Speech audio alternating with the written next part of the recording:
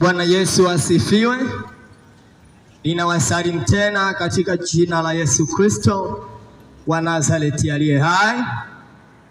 Kwa majina naitwa Ibrahim Sharutieli Lefe, natokea Boko Msikitini,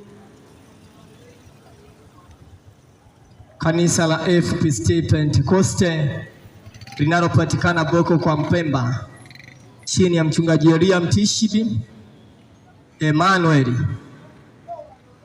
chini ya mchungaji Elia Emmanuel Mtishibi, kanisa la FPCT Pentecoste Boko kwa Mpemba. Ninayo furaha kubwa sana leo kuwaletea habari njema za Yesu Kristo, Yesu ambaye anatuwazia mema siku zote za maisha yetu, ambaye yeye alikufa msalabani kwa sababu ya dhambi ulizonazo na makosa ulionayo. Tutakwenda kujifunza katika kitabu kile cha Mathayo mtakatifu sura ya 5 mstari wa 8.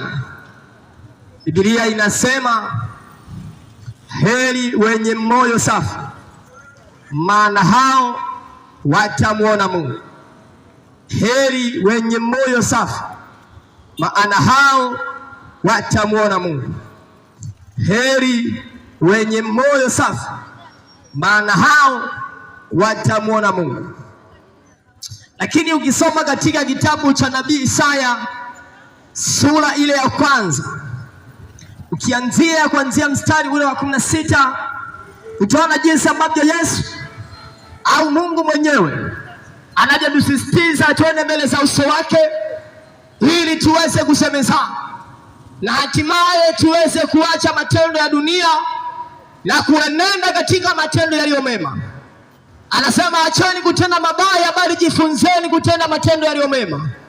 Lakini pia anasema njoni tusemezane, dhambi zenu zijapokuwa nyekundu sana atazisafisha zitakuwa nyeupe kama theluji. Lakini ni kama mkikubali na kutii.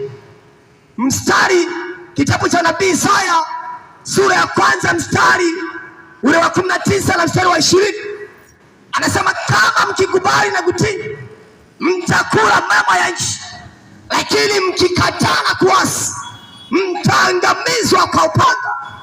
Kwa maana hiyo unatakiwa ujifunze kuachana na mambo ya dunia na kuwa na tabia zilizo njema, ili ule